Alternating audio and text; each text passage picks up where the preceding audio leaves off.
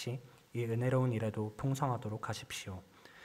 내가 명령으로 이 말을 하는 것이 아닙니다. 다만 다른 사람들의 열성을 통해 여러분의 사랑의 진실성을 증명해 보이려는 것입니다. 여러분이 우리 주 예수 그리스도의 은혜를 잘 알고 있듯이 그리스도께서는 부유하신 분으로서 여러분을 위해 가난하게 되셨습니다. 그분의 가난하심을 통해 여러분을 부유하게 하시려는 것입니다.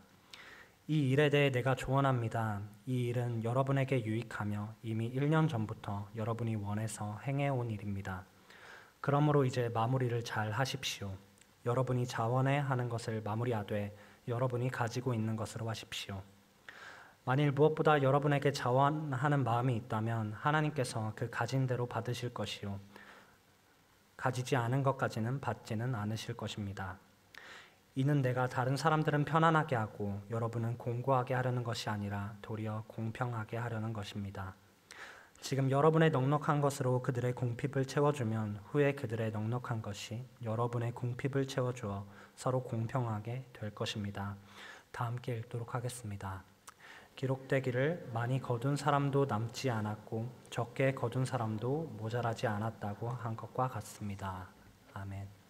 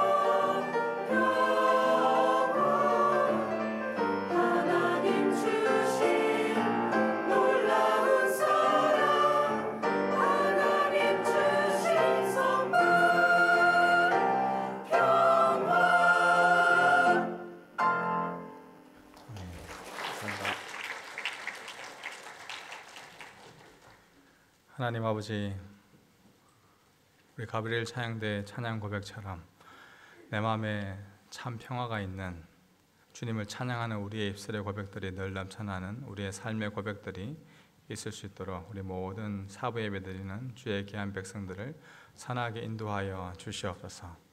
우리의 처한 환경들, 상황들, 또 학교에서 일어나는 모든 일들, 직장에서 일어나는 모든 일들, 또 우리의 가정의 모습들을 보면 참 답답하고 또 막막하고 때로는 좌절을 느끼기도 하지만 세상이 줄 수 없는 참된 위로와 평강이 하늘로부터 우리에게 임한다는 그 사실을 늘 기억하고 참 샬롬이 되시는 평강의 왕이 되시는 그 예수 그리스도를 통하여서 오는 참된 기쁨이 우리 가운데 가득할 수 있도록 은혜 더하여 주시옵소서. 성령께서 우리 마음 문을 열어주시고 귀한 말씀을 들을 때 주의 말씀을 아멘으로 화답하는 복된 시간 될 수 있도록 주께서 이 시간 가운데 함께하여 주시옵소서. 우리의 찬양과 예배를 받으실 주님을 높여드리며 이 모든 것 예수님의 이름으로 기도드립니다. 아멘. 여러분들 힘들 때 다른 사람의 도움을 받아보신 적이 있으십니까? 다른 사람에게 도움을 줄 수 있는 사람은 많고 적음의 문제, 내가 많이 가지고 내가 적게 가지고 이런 문제가 아니라 사실 우리가 도움을 받아본 사람, 사랑을 받아본 사람이 다른 사람을 사랑할 수가 있습니다. 사도 바울이 소개하고 있는 이 마케도니아 교회들의 섬기는 이 모습을 통하여서 이것을 모범으로 오늘 우리가 실천할 수 있는 섬김은 무엇인지 함께 말씀을 통해 살펴보고자 합니다. 먼저 첫 번째로 섬길 수 있음이 하나님의 은혜입니다. 오늘 말씀 1절, 2절에 보시면 형제들이여 우리는 마케도니아 교회들에게 주신 하나님의 은혜를 여러분에게 알리고자 합니다. 그들은 수많은 시련 가운데서도 기쁨이 넘쳤고 극한 가난에도 불구하고 넘치는 헌금을 했습니다. 바울은 이 마케도니아 교회들이 성도를 섬긴 일을 고린도 교회에 지금 알리고 싶어 합니다. 그래서 1절 마지막에 보시면 여러분에게 알리고자, 여러분들에게 증언하고자 합니다 라고 이야기하죠. 바울은 고린도 교회에게 이 이웃 교회의 좋은 점을 소개하고 있습니다. 함께 동력하는 그 교회의 아름다운 모습을 통해 서로 배우고 같이 깨닫는 것이 중요합니다. 이 고린도라는 지역이 이 그리스 남쪽에 있다면 이 마케도니아 지역은 그리스의 북쪽에 있습니다. 지금 바울이 아마도 이 마케도니아 머물면서 고린도에 편지를 보내고 있는데 그에게 좋은 소식이 들렸습니다. 이 마케도니아 이 그리스 위쪽에 있는 이 지역에 있는 빌립보라든지 데살로니가 여러 교회들에게서 좋은 소식이 들렸습니다. 2절에 나오는 대로 수많은 시련 가운데서도 그들은 기쁨이 넘쳤고 극한 가난 가운데서도 하나님께 풍성한 헌금을 드렸습니다. 마케도니아 교회들에게 사실 닥친 수많은 시련은 시대적으로 볼 때 한 두 가지가 있었습니다. 첫 번째는 바로 기근입니다. 이때는 로마 클라우디우스 황제가 로마를 다스렸었는데 기록에 의하면 그 당시에 세계적인 흉년, 기근이 있었습니다. 클라우디우스 황제가 통치하던 이 시대의 흉년에 대해서는 사도행전 11장 28절에도 기록되어 있는데요. 그들 가운데 아가보라 하는 사람이 있었는데 그가 일어나 로마 전역에 심한 기근이 들 것이라고 성령으로 예언했습니다. 이 일은 클라우디오 황제가 다스리던 때에 일어났습니다. 마케도니아 교회들도 이 흉년에, 이 기근에 시달리고 있었고 특히 이 기근은 유다에 사는 예루살렘에 있는 사람들에게는 더 치명적이었습니다. 왜냐하면 주 이 47년, 48년이 이 안식년이었기 때문에 그렇습니다. 예루살렘에 살던 유대인들은 흉년인데다가 이 안식년이기 때문에 경작마저 할 수가 없으므로 농산물이 절대적으로 부족했습니다. 그래서 이들의 극심한 기근을 염려하여 바울은 교회들에게 지금 도움을 요청하고 있는 것이죠. 마케도니아 교회들에게 또 다른 시련이 있었다면 바로 그들의 신앙, 그들의 믿는 믿음 때문에 닥치는 환란이었습니다. 여기에 보면 성도로서 남에게 악을 행할 수 없었던 그 마케도니아 교회 성도들의 모습들, 남으로부터 손해를 당할 때 그 손해들을 감당할 수밖에 없는 그들의 모습들이 있었습니다. 그래서 그들 대부분은 손해를 보면서까지도 참고 인내하며 때로는 이 극한 가난에 처해지기도 하였습니다. 똑같이 그들에게 대할 수 있었지만 예수 그리스도를 따른다는 그리스도인이라는 그 이유 때문에 손해를 감당하기도 했고 그 때문에 그들이 극한 위험에 또 극한 가난에 처했던 것이죠. 마케도니아 교회들은 자연적인 재해와 여러 가지 신앙적인 문제로 극심한 가난에 시달렸지만 그러함에도 불구하고 오늘 말씀해 보시면 오히려 그들은 기쁨을 잃지 않았다. 그들에게는 넘치는 기쁨이 가득하였다라고 이야기합니다. 마케도니아 성도들은 가난 중에도 기쁨을 넘치게 가졌고 다른 성도들에 대해서는 염려하고 그들을 돕기 위한 자세를 가졌습니다. 극심하게 가난한 이들을 지금 염려합니다. 아파본 사람이 원래 다른 사람의 그 아픔을 잘 아는 법이죠. 마케도니아 교회들이 겪었던 이 아픔이 예루살렘의 그 극심한 아픔, 그 고난을 기꺼이 섬길 수 있는 이 원동력이 되었습니다. 바울은 이러한 마케도니아 교회의 상황을 마케도니아 교회들에게 주신 하나님의 은혜다라고 이야기합니다. 극심한 가난과 수많은 시련 속에서도 또 다른 이 아픔을 이해하고 그들의 마음을 공감할 수 있음이 바로 은혜라는 것이죠.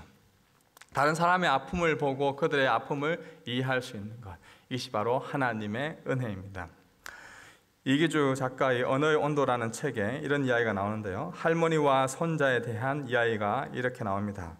이기주 작가가 지하철을 타서 맞은편에 앉아있는 그 할머니와 손자의 모습을 보았습니다. 할머니 손에는 약봉지가 들려 있었고 꼬마는 안색이 안 좋아 보였습니다. 병원에 다녀오는 듯 했습니다. 할머니가 손자 이마에 손을 올려보더니 웃으며 말했습니다. 아직 열이 있네. 저녁 먹고 약 먹고 자자. 손자는 커다란 눈을 끔뻑끔뻑거리며 대답했습니다. 네, 그럴게요 할머니. 할머니, 그런데 내가 아픈 걸 어떻게 그리 잘 알고 계세요? 이기주 작가는 할머니 입에서 나올 수 있는 여러 가지 유형들을 머릿속으로 생각했습니다. 나이가 들면 자연스럽게 알게 된단다. 할머니는 다 알지라는 그러한 식의 대답이었습니다. 그런데 할머니는 손자의 헝클어진 앞머리를 쓸어넘기며 이렇게 말했습니다. 그게 말이지, 아픈 사람을 알아보는 건 더 아픈 사람이란다. 마케도니아 교회들에게 주신 이 하나님의 은혜는 그들의 극심한 고난과 가난을 통해 다른 예루살렘 교회의 아픔을 생각하며 넘치는 헌금을 드렸습니다. 이 헌금이라고 번역된 단어는 다른 사람을 위해 너그럽게 돕는 것을 말합니다. 이 개역 개정 성경에는 연보라고 번역되어 있는데 이 연보라는 한자 단어가 이 연은 이 버리다입니다. 버릴 연, 그리고 보는 도울 보입니다. 다른 사람을 도울 수 있는 것은 이 버릴 수 있어야 됩니다. 바로 나의 있는 것들을 버릴 수 있어야 다른 사람을 도울 수 있는 거죠.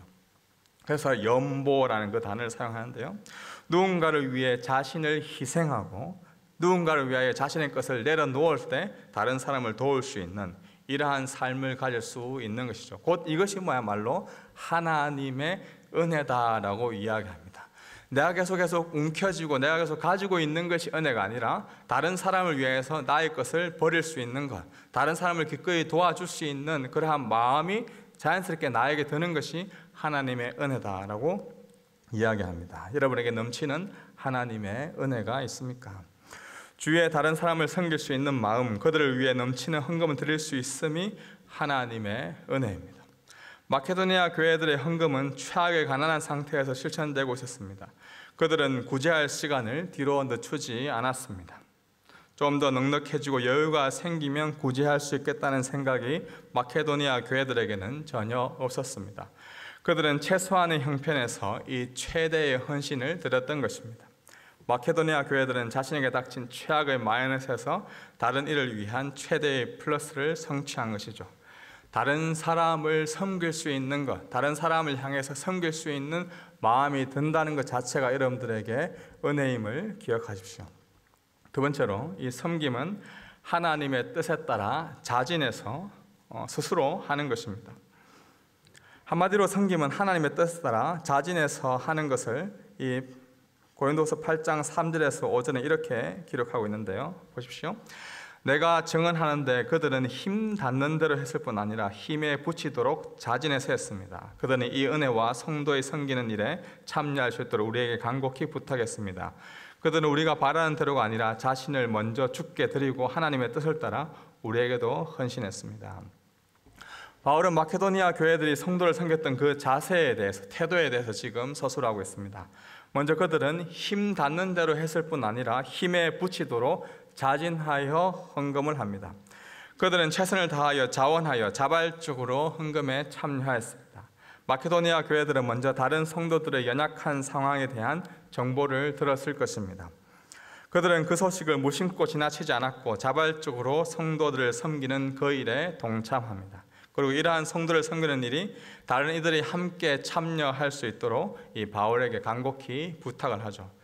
그들은 자신의 삶을 추구하는데, 자신의 삶의 이익을 추구하는 데만 계속해서 삶을 살아가는 것이 아니라, 거기에만 정신 팔려 있는 것이 아니라 다른 성도들이, 다른 이웃 교회들이 어떻게 살아가는지, 어떤 삶을 살아가는지 그에 대해서 관심을 기울였던 것이죠. 그리고 그들은 바울 사도가 바라던 그 기대보다, 바울 사도가 예상했던 것보다 그 넘치는, 그보다 더 큰 헌신으로 성도들을 열심히 풍성하게 섬겼습니다. 하나님의 성도로서 다른 성도를 섬기는 일에 얼마나 넉넉하고 얼마나 순수하고 얼마나 간절하고 얼마나 놀라운 자세를 가졌는지 이 5절 말씀을 통해서 알 수가 있습니다. 그들은 먼저 자신을 주께 드리고 헌신하였고 하나님의 뜻을 따라 최선을 다해서 사도 바울과 그 일행을 섬겼고 이웃을 섬겼던 것입니다. 세 번째로, 무엇보다 이 섬김의 모범은 가난한 부자 예수님이십니다. 우리 9절 말씀인데 한번 다 같이 읽어보겠습니다. 고린도후서 8장 9절입니다. 여러분이 우리 주 예수 그리스도의 은혜를 잘 알고 있듯이 그리스도께서는 부유하신 분으로서 여러분을 위해 가난하게 되셨습니다. 그분의 가난하심을 통해 여러분을 부유하게 하시려는 것입니다. 바울은 성도를 섬기는 일에 있어서 풍성하게 하는데 가장 큰 모범을 보이신 분이 바로 예수 그리스도임을 소개합니다. 예수님은 가장 큰 부자, 부유하신 분이십니다. 그러나 그는 교회를 위하여서 가장 가난한 자로 오셨습니다. 그분은 본래 하나님과 동등한, 하나님과 똑같은 본체이셨지만 그 동등됨을 기득권으로 여기지 않았습니다. 그 부자됨을 기득권으로 여기지 않으셨습니다. 빌립보서 2장 말씀입니다. 그분은 본래 하나님의 본체셨으나 하나님과 동등됨을 기득권으로 여기지 않으시고 오히려 자신을 비워 종의 형체를 가져 사람의 모양이 되셨습니다. 그리고 그분은 자신을 낮춰 죽기까지 순종하셨으니 곧 십자가에 달려 죽으신 것입니다. 예수님은 이 세상을 창조하시고 만드시고 이 세상을 지금도 다스리시고 계시는 온 세상의 주인이십니다. 가장 부유하시고 가장 큰 부자이십니다. 그런데 그러한 그분께서 인간의 몸을 입고 이 땅에 오셔서 가장 가난한 자로 사셨습니다. 화려한 궁전에서 태어나신 것이 아니라 가장 가난한 곳 말구유에서 태어나셨습니다. 예수님의 그 가난해지심은 가히 상상을 초월합니다. 왜 예수님은 친히 그 가난을 선택하셨습니까? 9절에 나온 대로 이 그분의 가난하심을 통하여서 교회인 저와 여러분을 가장 부유하게, 가장 부자가 되게 하시기 위함입니다. 부유하시던 그 예수님이 가난해지심으로써 교회인 우리를 부유하게 하였습니다. 예수님이 이 땅에 오셔서 자신의 부유한 가운데 일부를 내어놓으시고 여전히 부유한 그러한 상태에 있었던 것이 아니라 예수님은 철저히 가난해지셨고 우리를 철저히 부유케 하셨습니다. 우리는 어떤 상황에 있든지 그 예수 그리스도를 인하여서 가장 큰 부유한 자, 예수 그리스도를 가진 자, 예수 그리스도 안에 거한 자, 그건 누구보다 가장 부유한 자임을 우리는 알아야 합니다. 사랑하는 우리 귀한 청년 여러분, 그리스도인들의 능력함은 바로 여기에 있습니다. 가난한 자 같은데 우리는 가장 큰 부자입니다.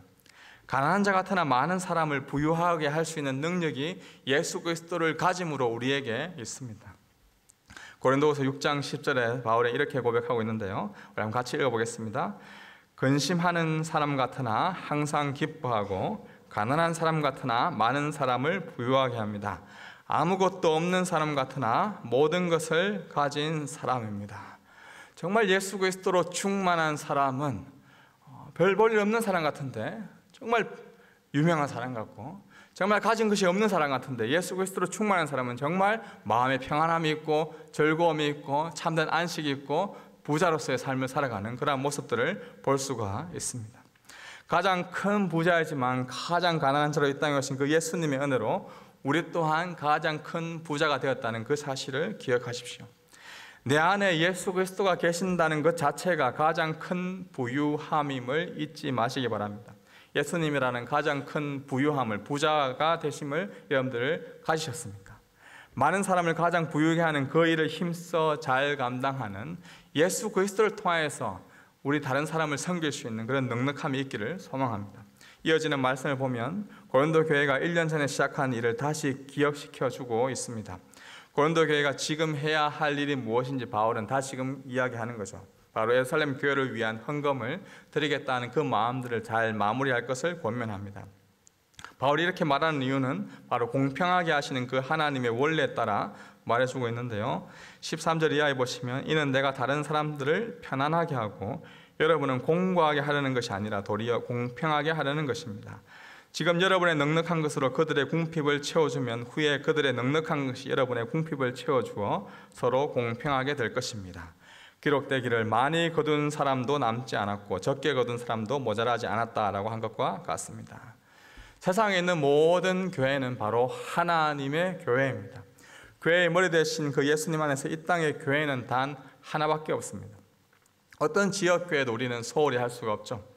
어떤 성도도 우리는 등한시할 수가 없습니다. 모든 교회가 이 동일한 가치를 지니고 있고 모든 성도가 이 같은 존귀한 존재임을 성경 우리에게 말해주고 있습니다. 그렇게 14절에 나오는 것처럼 지금 여러분의 넉넉한 것으로 그들의 궁핍을, 이웃 교회의 그 궁핍을 채워주면 후에 다음에 그들의 넉넉한 것이 여러분들의 그 궁핍을 채워주고 서로 공평하게 된다라고 말합니다.